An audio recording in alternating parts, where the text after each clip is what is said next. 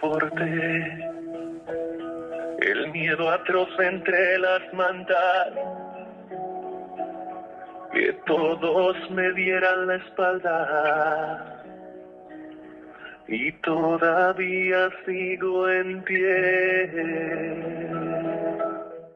Bueno, seguimos en directo en Radio San Borondón, en la trapera de hoy lunes.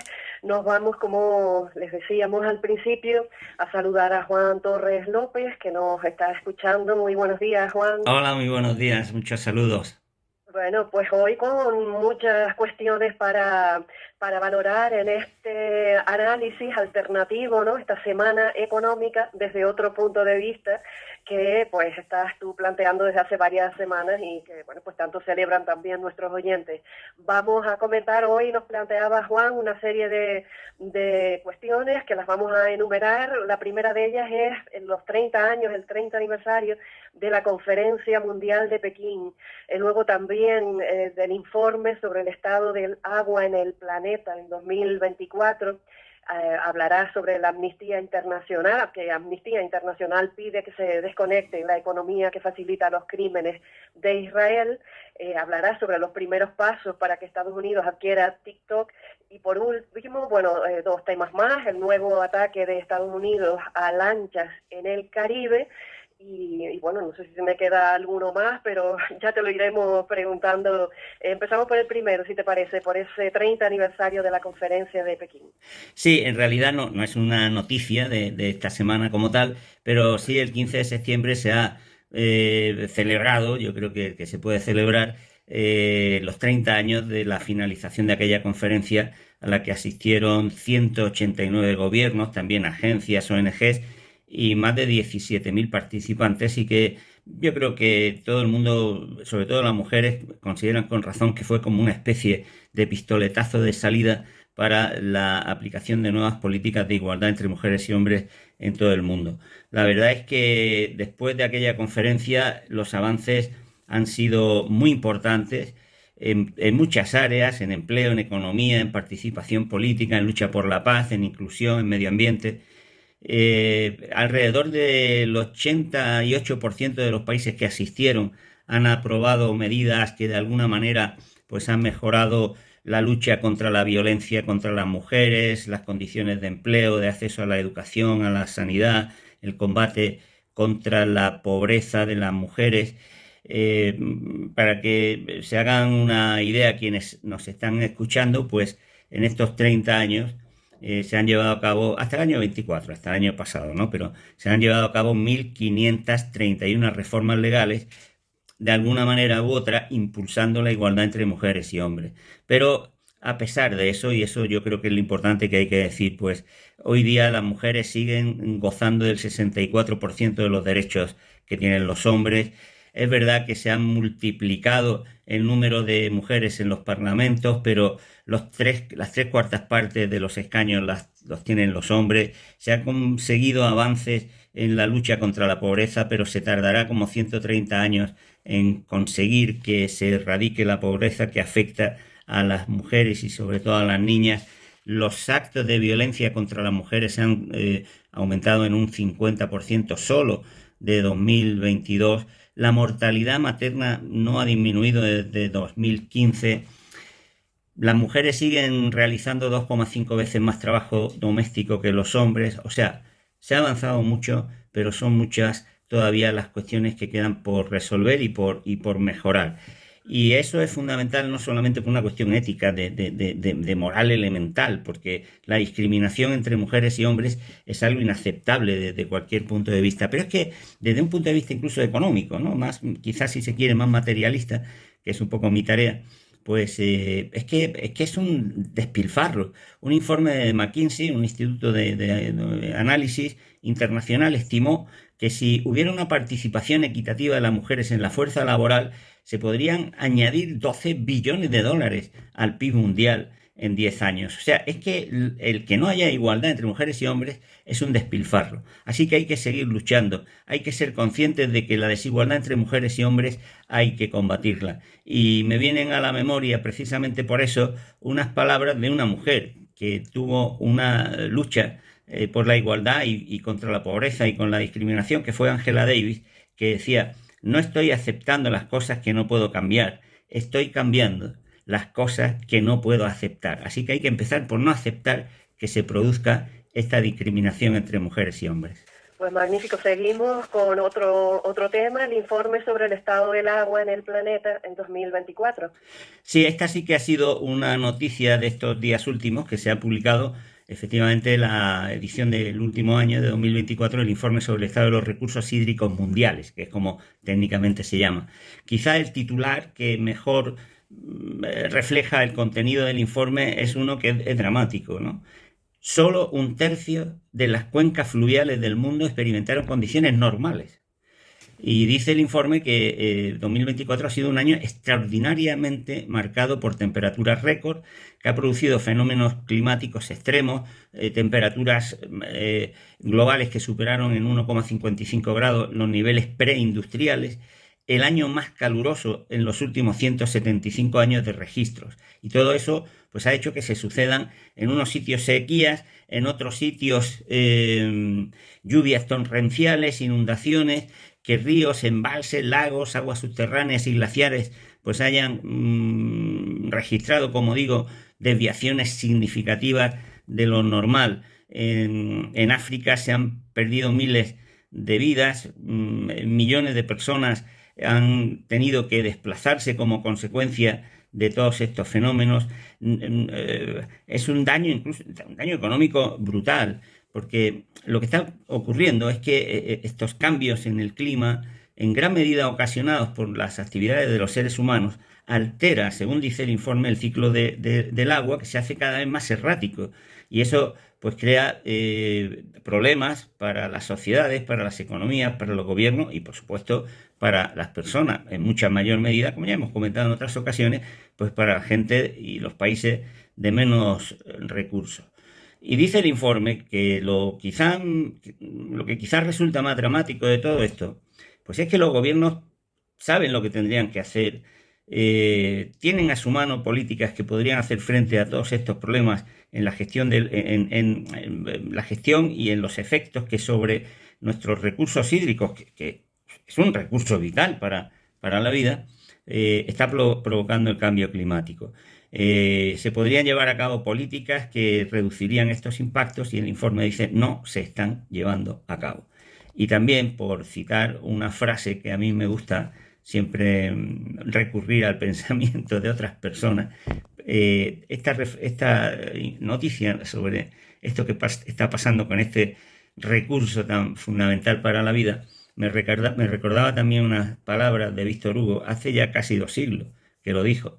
Decía: produce una enorme tristeza pensar que la naturaleza habla mientras que el género humano no escucha. Eso es lo que nos está pasando, que la naturaleza nos está llamando la atención, nos está diciendo que por el camino por el que vamos no podemos ir, que está en peligro la vida en el planeta, la vida no solo ya de las generaciones futuras, sino quizás de muchos millones de los que todavía estamos viviendo en el planeta. Y sin embargo, los seres humanos, los gobiernos, quienes tienen la responsabilidad de actuar, no escuchamos. Pues magnífica referencia, y nos vamos a hablar de Amnistía Internacional, que pide que se desconecte la economía que facilita los crímenes de Israel. Sí, este también es un comunicado de estos últimos días de Amnistía Internacional. Es verdad que, bueno, no dice quizá nada que no supiéramos, sobre todo porque viene a ratificar el informe que la relatora de Naciones Unidas, Francesca Albanese, había hecho sobre lo que ella llamaba la economía del genocidio. Amnistía Internacional lo que viene a decir en ese comunicado y en esa investigación que ha hecho, ahora comentaré, es que los crímenes que está llevando a cabo Israel, cometiendo un auténtico genocidio, un apartheid, una destrucción, un asesinato detrás de otro sobre población civil, violando todo tipo de leyes internacionales, se está pudiendo producir, dice Amnistía Internacional, porque hay un auténtico entramado económico que facilita, que posibilita que Israel haga lo que está haciendo, cometa los crímenes que está cometiendo. Entonces Amnistía Internacional yo creo que con un sentido elemental de la lógica, del sentido común, no solamente ya de la ética y de la moral más elemental, pues lo que dice es que los gobiernos democráticos, los gobiernos y los estados que realmente quieran defender la libertad, la vida, la civilización en el planeta y en este caso detener los crímenes de Israel, lo que tienen que hacer es desconectar la actividad económica que, como acabo de decir, posibilita que Israel cometa los crímenes. Y concretamente, el comunicado de Amnistía Internacional reclama dos tipos fundamentales de medidas. En primer lugar, dice que los gobiernos, los estados deben interrumpir el suministro a Israel de todos los bienes y servicios militares y de seguridad que está utilizando para cometer un genocidio. Es que esto parece que es una evidencia, parece que esto es el ABC, pero es que hay que decirlo. La gente lo tiene que saber, porque hay mucha gente que piensa que Israel está cometiendo un genocidio, crímenes que cada vez son más millones de personas en todo el mundo las que condenan, pero como si fuera una cosa que Israel comete por su cuenta. Y hay que saber que esos crímenes se cometen, como dicen, estoy relatando lo que dice Amnistía Internacional, porque muchos gobiernos, demasiados gobiernos, están proporcionando armas, los instrumentos militares que permiten que se lleven a cabo esos crímenes. Entonces, dice el comunicado de Amnistía, los estados deben prohibir el suministro o la venta de armas, pero también deben actuar para que las empresas que operan dentro de su jurisdicción estatal cumplan con las leyes internacionales y con esas prohibiciones. Y también dice que las empresas tienen responsabilidad, que las empresas no pueden actuar sin respetar al mismo tiempo las leyes internacionales. Y en segundo lugar, dice Amnistía Internacional, los gobiernos deben detener el suministro a Israel de toda la infraestructura, leo textualmente, de vigilancia y de la nube utilizadas para apoyar la vigilancia, la seguridad y la actividad militar, claro, porque es que es una actividad que soporta los crímenes que se cometen, ¿no? Por lo tanto, en estas dos medidas se centra el comunicado, el informe de Amnistía Internacional, da nombres concretos de empresas que están proporcionando estos servicios y llama a que los gobiernos actúen y que los gobiernos tomen medidas para que no se puedan llevar a cabo estos crímenes. Y también, por terminar esta noticia o este comentario con la frase de alguien, pues se me ocurre pues lo que decía, es muy, muy conocida, ¿no? La frase de Edmund Burke, cuando decía: lo único que hace falta para que triunfe el mal es que las buenas personas no hagan nada.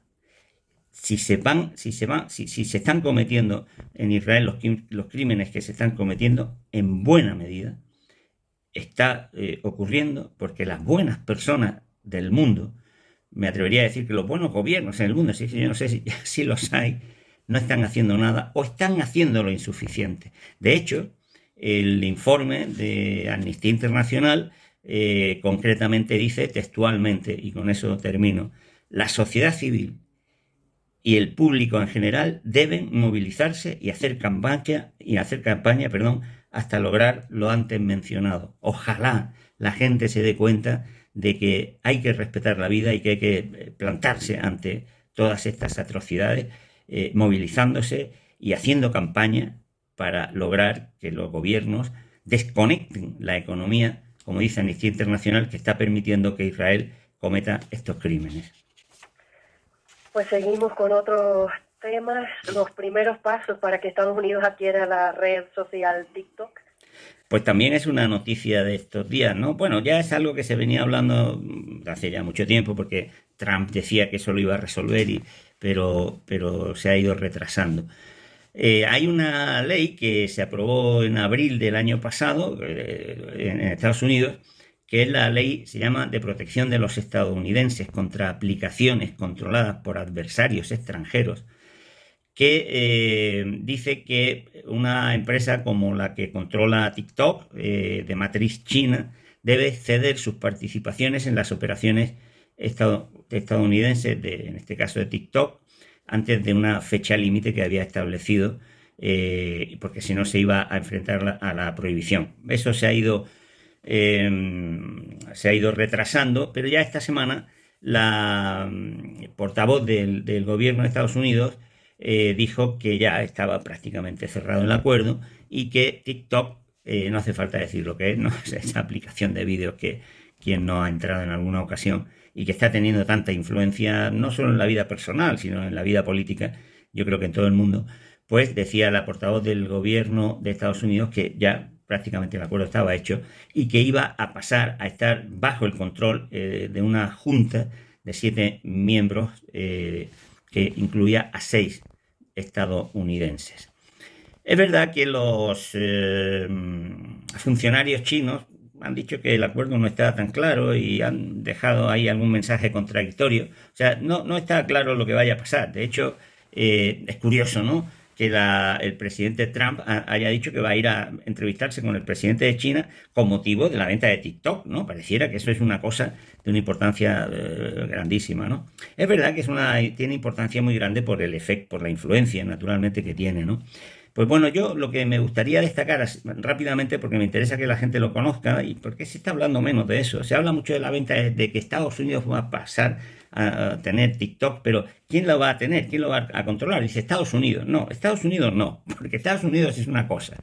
Y otra cosa son un grupo de multimillonarios que son los que van a conformar pues una especie de cesto de grandes inversores que van a ser los que se van a quedar con la compañía. De tal manera, el propio Trump lo ha dicho, que Murdoch va a ser el propietario de grandes medios de comunicación, uno de los grandes inversores, y posiblemente pues otros más, ¿no? Que también están anunciando. O sea, la idea es que TikTok pase a ser propiedad, dicen, de una agencia o bueno, en realidad de un puñado muy pequeño de estos multimillonarios tecnológicos que acompañan y le hacen la ola permanentemente a Donald Trump y que son, digamos, su gran aporte ideológico, político e incluso económico. Pero para terminar, es muy importante, creo yo, pues o significativo, como queramos decir, que este anuncio de que ya se pone en marcha el proceso de transferencia de TikTok a Estados Unidos, si es que realmente termina, hay que ver cómo termina, esto hay que ver cómo va a terminar, bajo el control de un grupo de multimillonarios, pues qué casualidad que se haya producido al mismo tiempo, prácticamente al mismo tiempo, que se ha anunciado la fusión de dos grandes productoras de productos audiovisuales, Paramount y Warner Bros. Yo creo que los conocemos todos de ver sus películas, sus productos, como digo, en el mundo audiovisual.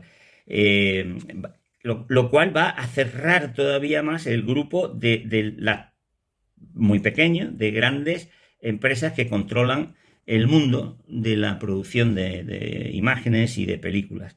Antes estaba Disney, Universal, Sony, Paramount y Warner Bros. Y ahora pues va a haber una menos, ¿no? Eso va a tener una repercusión muy grande, sobre todo porque pues los que realmente producen los productos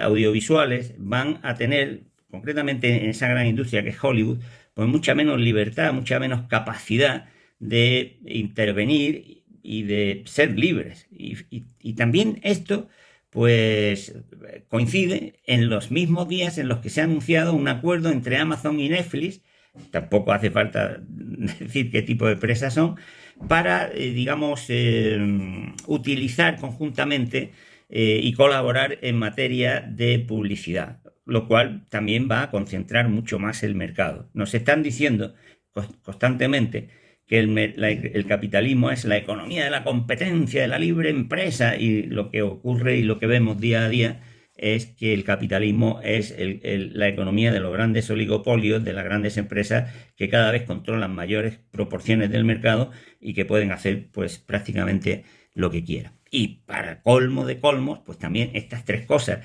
estas tres noticias que claramente reflejan un paso atrás o la casi total y segura probabilidad de que se dé un paso atrás en la libertad de expresión, pues está dándose, como todo el mundo sabe, con esa campaña de Donald Trump contra los presentadores de televisión, contra programas que hablan mal de él, ¿no? La libertad de expresión está en peligro, está amenazada directamente en Estados Unidos.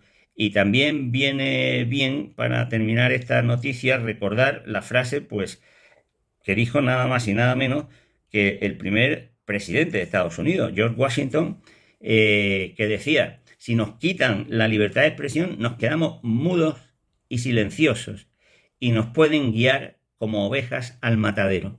Eso es la consecuencia inevitable que va a traer consigo el combate decidido y firme de Donald Trump, del trumpismo, de la extrema derecha contra la libertad de expresión, si la ciudadanía, si las mujeres y los hombres normales y corrientes no somos capaces de enfrentarnos a eso y detenerlo. Pues vamos a seguir hablando de millonarios, porque dices tú que los 1.000 millonarios apenas pagan impuestos. Bueno, no lo digo yo, yo lo transmito, se lo cuento a los oyentes. Lo digo yo por boca de otros, ¿no? Sin intermediarios. Acaba de publicarse también en Estados Unidos, ahora en septiembre, un informe que dice que los multimillonarios de aquel país han alcanzado un récord de riqueza de 7,6 billones de dólares. O sea, es un aumento del 160% desde la reforma que hizo en 2017 Donald Trump. No hay una prueba más evidente de para qué sirven las reformas fiscales de los liberales y de estos que dicen que hay que bajar impuestos. Se los bajan a los ricos.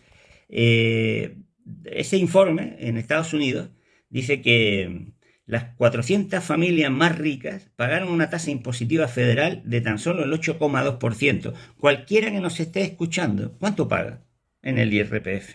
¿El 8%? Eso es lo que pagan las 400 familias más ricas de Estados Unidos. Pero algunos de ellos, Jeff Bezos, el propietario de Amazon, que hemos hablado antes de él, no pagó impuestos entre 2007 y 2011. Los millonarios apenas pagan impuestos. Y eso coincide con lo que ocurre no solo en Estados Unidos, sino en todo el mundo. Un informe también que se publicó a finales de agosto del Real Instituto Elcano decía más o menos lo mismo, que la mayor parte de la población en casi todos los países, por lo menos más avanzados, en fin, los que nos están oyendo, cualquiera de nosotros, pues paga entre un 22 y un 50% de su ingreso en el impuesto sobre la renta. Y sin embargo, los 1.000 millonarios o los 100.000 millonarios, porque ya es que no se puede hablar de millonarios, o sea, es que hay que hablar de 1.000 millonarios, de 100.000 millonarios e incluso de billonarios. Pues ellos pagan entre el 20 y el 25% de media, algunos, como acabo de decir, mucho menos. Se han producido reformas que han permitido que esto suceda. Esto no es porque haya caído del cielo. Son reformas fiscales como las que hace Trump, es la permisividad a los bancos para que oculten las fortunas, la existencia de paraísos fiscales.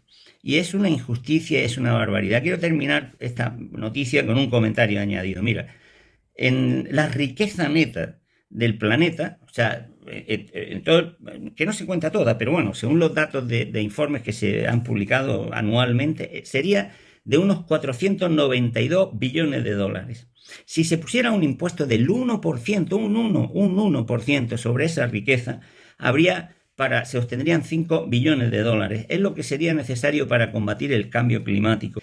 Casi 20 veces más de lo que se necesita anualmente para combatir y acabar con el hambre en el mundo. En España, la riqueza neta media es de unos 233.000 euros por cabeza, ¿sí? por adulto. Si lo multiplicamos por los 44 millones de españoles, más o menos mayores de 18 años, pues da que hay una riqueza neta de 10,28 billones de dólares. Si se pusiera un impuesto del 1%, se obtendrían una recaudación de 102.000 millones. Es prácticamente lo mismo que el gasto que se hace en salud. Hay que tener muy poca vergüenza, para decir que no hay dinero, que no hay recursos, que no se puede financiar el estado del bienestar, como dice la derecha. Esta vez no se me ocurre ninguna frase de ningún personaje famoso, pero voy a terminar este comentario con un refrán, porque la sabiduría popular no se equivoca. La avaricia rompe el saco, y esto va a romper el saco. Pues vamos terminando, si te parece, con el último comentario sobre pues, también ese ataque de Estados Unidos a los barcos en el Caribe, ¿no? Sí, esto podría ser una noticia más bien de carácter político, pensarán algunos, pero por lo que voy a decir al final yo creo que se van a dar cuenta de que no. Efectivamente, ya van 3 lanchas atacadas por el aparato militar, que son buques de guerra, submarinos, buques de asalto anfibio, aviones que no están concebidos para combatir a pequeñas lanchas, sino que son un aparato militar para invasión, o sea, es para entrar en territorios ajenos, ¿no? Son crímenes. O sea, hay que decirlo. Yo ya escribí un artículo sobre eso, pero hay que decirlo. Lo que está haciendo Estados Unidos con estas lanchas, con la excusa de que combate el narcotráfico, es un crimen, es un asesinato, porque contraviene las leyes internacionales y las propias leyes de Estados Unidos. Las leyes de Estados Unidos no permiten que su armada, que su ejército actúe de esa manera. Y además es que es mentira. Es que el informe mundial sobre drogas del año pasado, de las Naciones Unidas, el informe de la Agencia Antidroga de Estados Unidos, los informes de la CIA, textualmente dicen que Venezuela no está implicada en el tráfico de droga que va a Estados Unidos. Una pequeñísima parte de la droga que va a Estados Unidos pasa por Venezuela. El resto viene por Ecuador principalmente y viene desde Colombia. No es en Venezuela donde está la fuente de la droga que luego se gasta y se consume y deja el beneficio en Estados Unidos, en los bancos de Estados Unidos. Hay que decirlo con todas las palabras. Estados Unidos está cometiendo asesinatos con la excusa falsa, mentirosa, de decir que Venezuela es un estado que se dedica al narcotráfico. Es una mentira y hay que decirlo, porque si nos callamos, estamos dando pie a que se cometan y se digan verdaderas infamias. No es verdad que lo que busque Estados Unidos cometiendo esos crímenes sea combatir el narcotráfico. Estados Unidos ataca y está dispuesta a invadir Venezuela porque va detrás de la riqueza de Venezuela. Un dato sencillo para terminar. Las reservas de petróleo de Venezuela son las mayores del mundo. Posiblemente también se comenta que ocurre con las reservas de oro y de otros minerales estratégicos. Eso es lo que se busca. Por eso decía al principio, esta no es una noticia política, esto es una noticia económica, porque no es verdad que Estados Unidos esté llevando a cabo una lucha sincera contra el narcotráfico. Si fuera sincera, lo haría en su propio territorio. Estados Unidos simplemente está haciendo imperialismo económico. Y termino con Saramago, inolvidable y fabuloso José Saramago, que decía: ¿qué clase de mundo es este que puede mandar máquinas a Marte y no hace nada para detener el asesinato de un ser humano? ¿Cómo gobiernos, organizaciones, asociaciones, personas que estamos contemplando el asesinato que lleva a cabo el gobierno de Estados Unidos se mantienen en silencio? Pues Juan, cerramos aquí, si te parece, la semana económica, el análisis semanal que nos hace para Radio San Borondón y para todos los que quieran escucharte, ¿sí? Pues sí, un abrazo muy fuerte, muchos saludos y nos vemos el lunes que viene. O nos oímos, mejor dicho. No. Aunque hay vídeo que circula. Aprovecho para decir que en YouTube, en la página web de Radio San Borondón, en mi canal de YouTube, se puede oír y luego también lo difundimos en TikTok. Así que Radio San Borondón se convierte en una plataforma de concienciación y viene siéndolo de hace muchos años. Y yo agradezco muchísimo que me deis esta oportunidad. Al revés. Es un honor para nosotros. Un fuerte abrazo, Juan. Un abrazo muy fuerte.